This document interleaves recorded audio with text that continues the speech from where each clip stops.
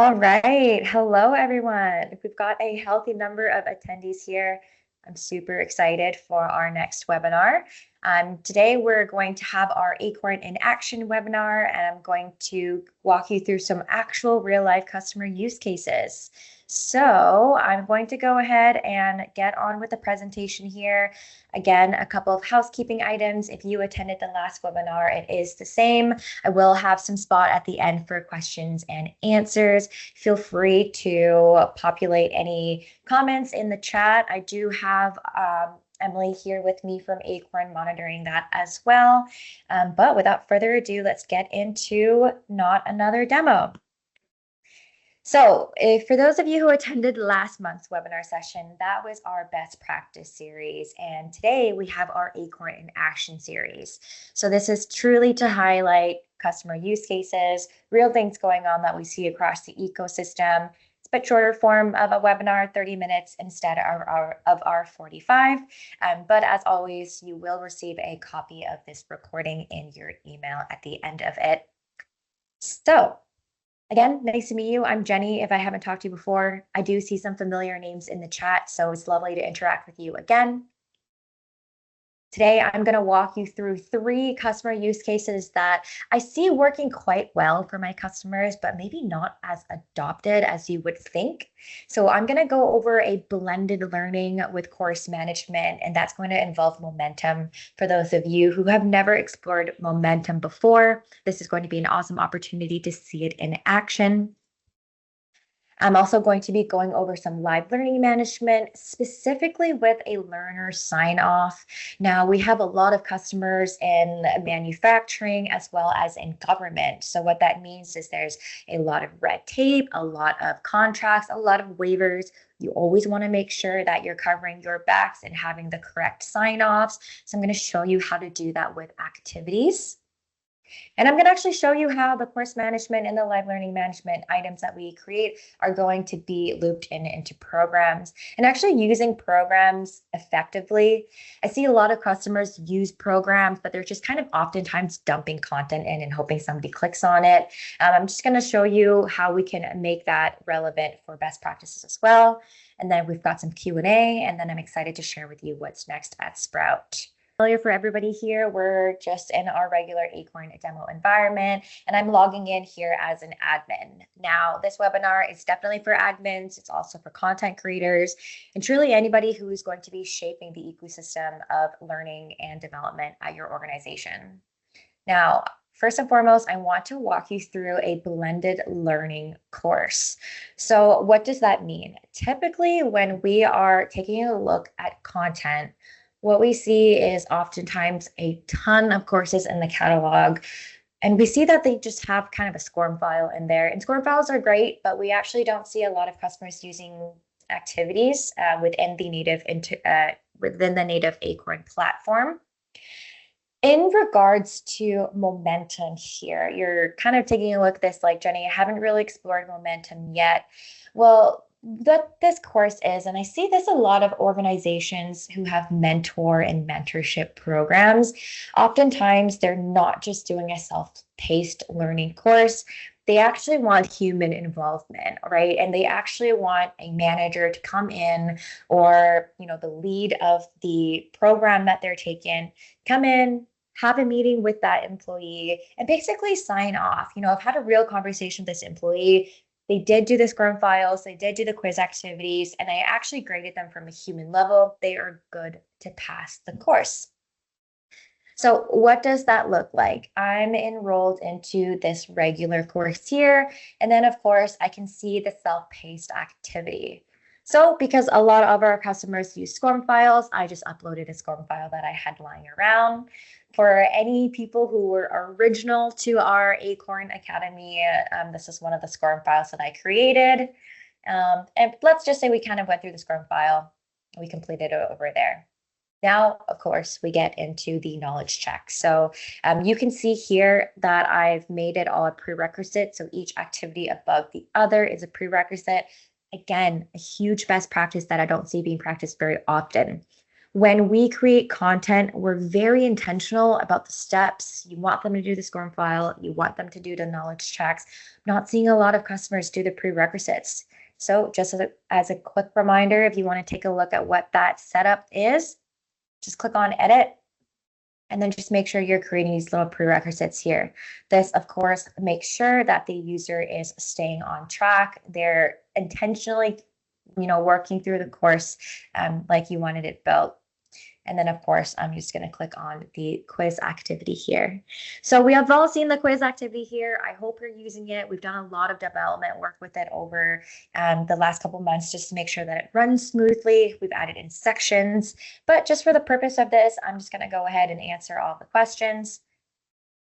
And by all, I mean, I've just got the 2 questions because you are, experienced Acorn admins or content creators, and you know what that looks like. Now, just as a reminder, your learner has to click on their view results at the bottom of the results page here to get to this screen. And that's actually is what going to make this activity marked as completed. Okay. All right. We're getting to the last section of this here, and this is kind of the bread and butter of what I wanted to show you, which is the mentor meeting. So I see a lot of customers say, okay, they've done the activities, but I actually need somebody to grade them. What I want this employee to do or this learner to do is I want them to log in. I want them to book a meeting with one of our designated mentors or book a meeting with their direct manager, whoever is available. I want them to have that meeting, and then I want the mentor to provide actual tangible feedback into Acorn. So again, we have that for reporting and tracking purposes, but we want a higher up to kind of sign off that this learner has indeed absorbed the program, absorbed the information from the SCORM file, and they didn't just get lucky in the quiz activity, right? Especially because if you don't have a lot of questions in your quizzes, you really want to make sure that knowledge check is tangible and this person is going to be moving forward with the information that you created. I'm going to show you what it looks like, and then I'm going to show you how it's set up in Momentum. So don't worry about following along here. As I mentioned, you will get a copy of this recording. But while you're going through this, less about opening up your Acorn platform and following along with your mouse. What I want you to do is actually think about the programs that are happening within your organization that is going to greatly benefit from this. So you may be thinking, I have a lot of people being required to complete this course, but I'm actually not seeing them apply that in principle. They're not applying it in their everyday. They kind of get the certificate, they're auto-enrolled when they get a new account. But I think that I want another area just to really confirm that this knowledge is being absorbed by all of my new employees or whoever is taking this course. And that can come in through a learner and mentorship momentum. All right, so I have the course set up so that every time I click on that activity, it opens up a new application. And that application stands still until I've completed the application and it hits the terminal mode. So a very basic one, you can definitely adjust this to your liking, but we've just got 2 forms here.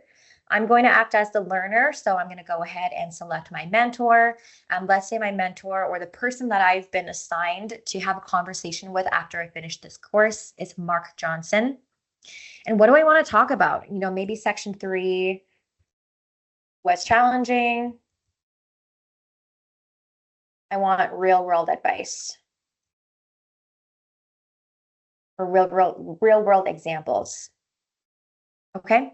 And then what we have here is we've just got a book a meeting link below. So you can get pretty creative with how you want to book this meeting. What I did in that question description was I just hyperlinked a URL, and this is going to bring me to a booking link where I can find Mark and book with Mark. A ton of parameters could be created with this. So if you are a Momentum master, you'll know this. But if you're just new to Momentum, this is not just, the small questions that you can ask. You can have, if they answer this, then pull up this. So for example, what I could have done is if I answered Mark, then pull up Mark's booking link. We could do a lot of options like that. And then I want to confirm that the meeting has been booked. So as a learner, what I go ahead and do then is I then press submit and the whole thing refreshes. And then let's just kind of switch gears for a second, right? Let's say that I'm the mentor. And what I actually had in the middle of this, I'll show you the back end of the Momentum setup in a second, but I've got an email that actually goes out to the selected mentor. So Mark's going to receive an email and says, hey, Jen has completed this course. She's ready for her mentor evaluation. And then I go in and I fill this form. Again, this is very basic. You could have reminders in the middle. You could have it go to the HR manager as well as Mark. Whatever your heart's desire, let's kind of talk about it with your CS person and see what we can implement. Now, switching gears, I'm going to go ahead and I'm going to act as Mark. And let's say I want to confirm when was the meeting. So let's say the meeting was actually back on, January 8th at 2:30 p.m. Right, that's the meeting. And then what did you discuss in your meeting? Well, we discussed section 3, provided Jen with examples she will be working on, etc. Now here's the parameters. Does this learner have enough knowledge to pass the course? I'm going to go ahead and just click yes for now. What you're going to see is a screen is then again going to refresh, indicating the end of the momentum.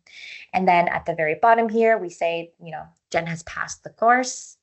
You can also put in parameters. So if no, then what happens? You can kind of then decide from there, depending on what how this in-person meeting went, what this mentor said, we can adjust that in the momentum application. So just switching gears back to this one, what I then have is my mentor meeting has been complete. I've completed this blended learning course, and then I can generate my certificate, and then I'm good to go. The cool thing with this momentum setup is I've already got the gear on. So what that looks like is I selected the momentum that I created. The application gets created when users open up the activity. It's called the mentor momentum. I'm going to use this existing application. Not a lot of people know about it. It actually fibs up a lot of applications. What this means is that if I have this turned off, I'm just going to cancel this. If I have it turned off, that means every single time I go back into this course and then I click on it, it's going to open up new application after application after application. And then you're reaching out to your Acorn rep saying, how come I've got one person, but they've got 8 momentum applications? That's because we don't have this use existing application toggle turned on. So when we turn on use existing application, it keeps that same momentum application until they've reached their terminal node, at which point then it gets completed. And then unless I unenroll myself and re-enroll again, then I won't have another application being opened up for this meeting. Now, I mentioned that I would show you what that looks like on the back end. Let me just quickly show you the setup for those of you who are curious. Let's see here. This was the mentor momentum. I didn't create this as a blueprint, but you can certainly do so. The blueprint that I would recommend moving forward with would be the approval blueprint. But this is just a very simple builder. So we're basically saying when learner clicks on momentum, create the application, they then fill out the learner form. The mentor then receives an email. Mentor then logs in, completes the form, and then if it passes, what happens? If they fail, what happens? So that you can put in additional parameters. What I would recommend to a real client, and what I've seen actually customers do as well, is if they fail, they actually get re-enrolled into that class again. So re-enrolled into that course, and then they then have to do the scoring file again, they do the quiz again, and then they set up another application with their mentor when they hit that stage. So that is a real life example of a course incorporating momentum for blended learning programs. That one is probably one of my favorite kind of items to show. Now, as I mentioned, we will be going through live learning, and something that I have for live learning is a real sign-off. So something that I think is quite creative from our employees is that they're trying to reduce the amount of PDFs that actually live on the back end, and basically just say, well, when we have an in-person meeting, here's XYZ that we kind of have to hash out. Here are the forms that you need to sign. Here's a waiver that you need to sign, etc. And they could just capture that all in live learning. So what does that look like? A big example of how I see this implemented is through safety orientations. So I'm just kind of mocking a pseudo safety and live learning here, but you're all familiar. What we have is we've got the event. So if you are somebody who's unfamiliar with live learning, you're like, how come I have to create an event? and then add the sections. I've already created the live learning shell. That is what we're going to be hosting in our webinar for the 25th/26th, I believe, depending on what time zone that you live in. I'll show you at the end of this webinar how to sign up for that, but it is a playbook on live learning. It will give you a crash course on it. So because of that, I won't go through how to make the live learning here, but I will show you the cool activities regarding the waivers and capturing the signatures that we see our customers do. So you can see here, I've already created the in-person event, and then I've just got a single session here. And then what I have here is an evacuation map, and then I've got the sign off. Something that I don't see very often with majority of my customers, but the ones who are very proficient in live learning and really want to reduce PDFs, paper, etc., is they just pop the resources right into the live learning as activities.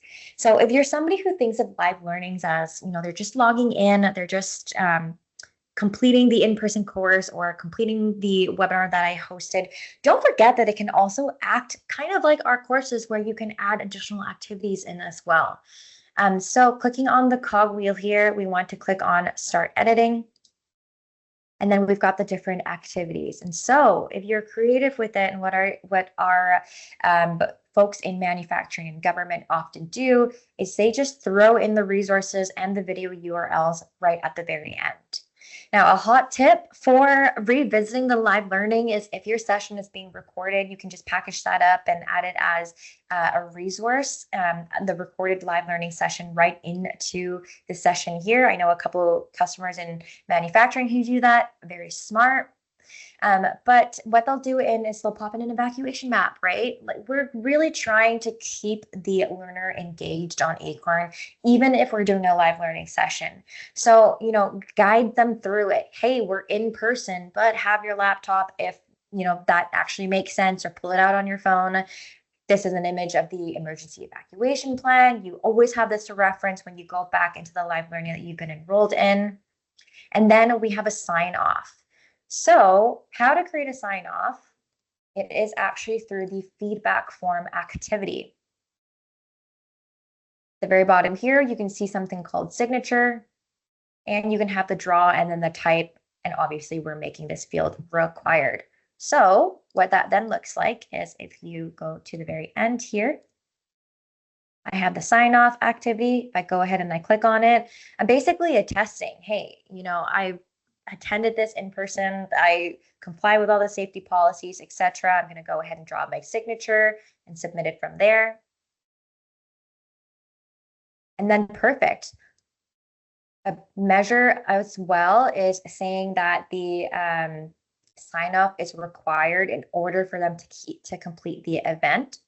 And then also we want to prevent access to this until the user is marked attended.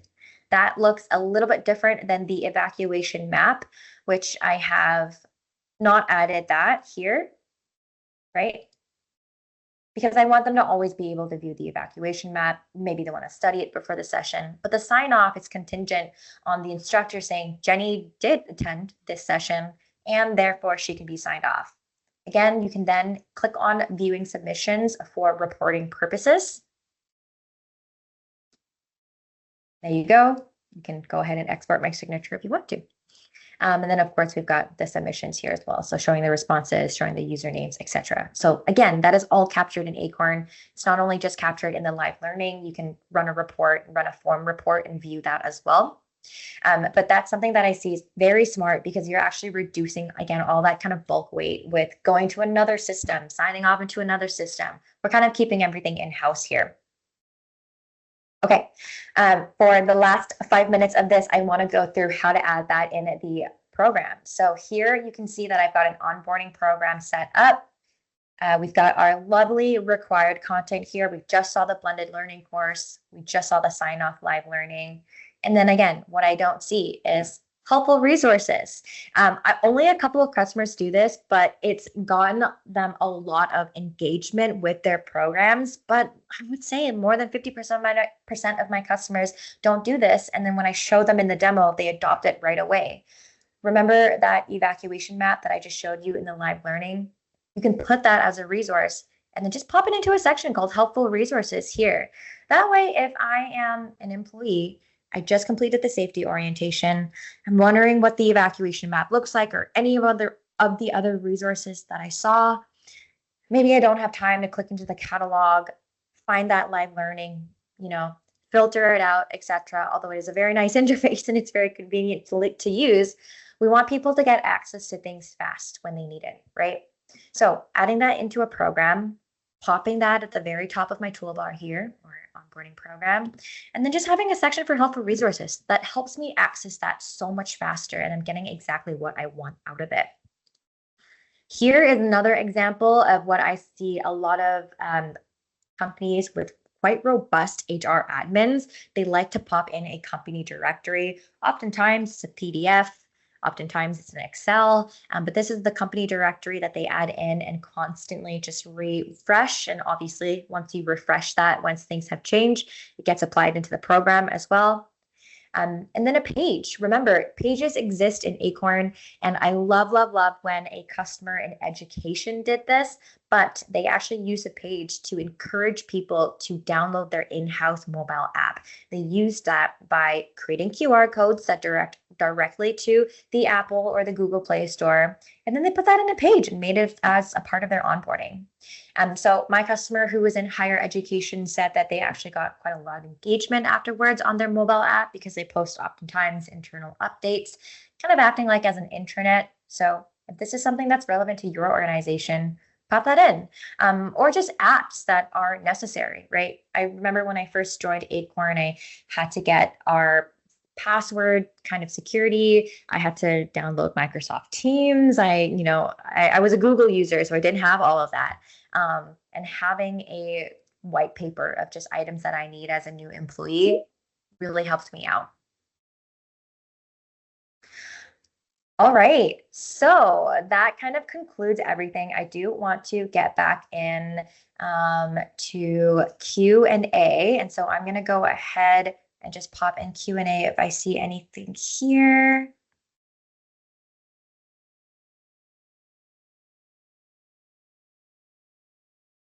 I see there's quite a lot of information in the chat as well. Okay, I've got a question here. Can the mentor dropdown be limited to designated people, or do all users need to show up? Great question. You can limit that. You could actually create a cohort, and then when you get into the form creation of that Momentum application, you can select that cohort. While I'm here, let me just quickly show you exactly what that looks like. I'm just heading into my Momentum environment right now, and then I will share my screen with you. Okay, so I am in the Mentor Momentum, and then we've got this form here. This is the learner form, if you remember, where I selected the mentor who's going to be selected to populate the rest of the form. So under this select your mentor, oh, by the way, it is just a user picker or user select. And then at the bottom, you can say all users. You can have a selected amount of users. So you can go through your user database and just say, I only want Maria, Mark, Jiho, and Arturo, confirm. Or you can even do by whole cohorts. So if I just exit out of this, move all these items here, we can select whole cohorts if you want to. So you can even select more than one. Got another question here. Is there a way to enroll users into the programs? There doesn't seem to be, and that's primarily the reason we don't use that feature very much. Great question. A huge piece of feedback that we've gave to our product team is to allow users to enroll into programs. However, if that's not something that you use, but you still want programs, then I would definitely recommend the nesting of subcourses in Acorn. So what does that look like? I will quickly share my screen with you again. You might already be doing this, but as a quick reminder, maybe we'll learn some new best practices, or if somebody else doesn't know this. However, you can nest content within each other through subcourses. So I'm just going to pop into the admin program, or actually, I will pop into the onboarding program, and I'm going to click in the blended learning course. So what I would then do is I would create a course, kind of like course inception, I would call it. onboarding program, but it's just really a course, right? And then once you start adding in the activities, I'm just going to add an activity at the bottom here as an example, but then you can put in sub courses. The cool thing is you could do any piece of content that you have, whether it be your own in-house courses, a live learning. You're somebody who partners with content, so LinkedIn Learning, Go On, Open Sesame. You can also populate that right into this. And then pages, videos, and resources. So I'm just going to go ahead and select course here. And let's say that I want them to do intro to artificial intelligence. I'm going to turn on enroll automatically, because then what that means is once I get enrolled into this, and again, we're pretending this is an onboarding program. Once I'm enrolled into this course/program, then I automatically get enrolled into this sub-course as well. So we're preventing you from having to go through the course, enrolling into that, clicking on the sub-course, enrolling into that, clicking on the other sub-course, enrolling into that. This is pretty much a cascading of enrollments, and so it enrolls you automatically. And then don't forget, this is a huge thing that we get all the time from our support team, which is completion criteria. So we have users must have completed the content, which means that at any given point in time, if I already completed part 1, intro into AI, then I'm automatically marked as completed within the activity for this course. So if I already took this course, this means this will automatically be completed. However, what it defaults to is users must have completed the content after their enrollment in this date. So depending on what parameters that you may need, my manager might tell me, Jenny, I don't care that you completed the intro to AI last year. I'm enrolling you into this year, which means I need you to redo this course this year after you got enrolled into this master content here. So that's what the option is for. And then you can keep adding as you go. So let's say that I want to create a whole new other section, section 4, and I want to go ahead and populate a live learning. We can go ahead and do so. I will select the sign off live learning that I previously just showed you. I'm going to do users must have just completed the content. I'm going to create that activity. Now, don't forget to obviously do your completion criteria. So however many pieces of activity that you add in, we're pretty much marking off they need to complete that. I'm going to retain all the completions. So I have to complete all of this content. This, again, makes sure that the progress wheel on the right-hand side of my item is marked as complete. There we go. All right, just taking a look into any other questions here. Seeing a lot of questions, I'll try to answer all of them as I can. Are there any changes coming around embedding more of the activities like SCORM files and quizzes within the actual Acorn site rather than opening a new tab, so users are not having to move between tabs so much to streamline the experience? I'm actually going to record this question here. I want to take a look at your Acorn environment, actually, because what I'm understanding that you're saying is instead of opening up a new tab, just open up right in Acorn. I'm not too sure about that, but I'll follow up with you. If you have a CSM or a strategic account manager, I'll get them to follow up with you on that one as well. But that is a really good question. Okay. Has any thought been given to making live learning enrollment possible through the Momentum feature? Let's take a look at this one here.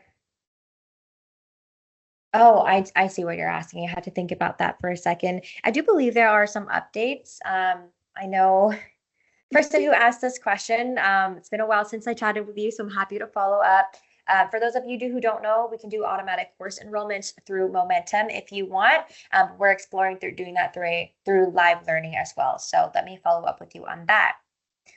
Okay, we are at time here. I want to quickly call out Our Acorn in Action webinar series is supposed to highlight new customers and existing as well. We already have a couple customers partnering with us for our spring sessions. And so if you want to get on a webinar, we can highlight your use case, talk about what you're doing at your organization. Please reach out to me at jenny.tran@acorn.works. We can get that set up. And then last but not least, we've got our live learning webinar created for in the next 2 weeks. So a whole live learning playbook. Thank you so much to everybody for joining today. I always run out of time because I have such a fun time showing you Acorn, but you will receive a copy of this recording. Thanks, everyone.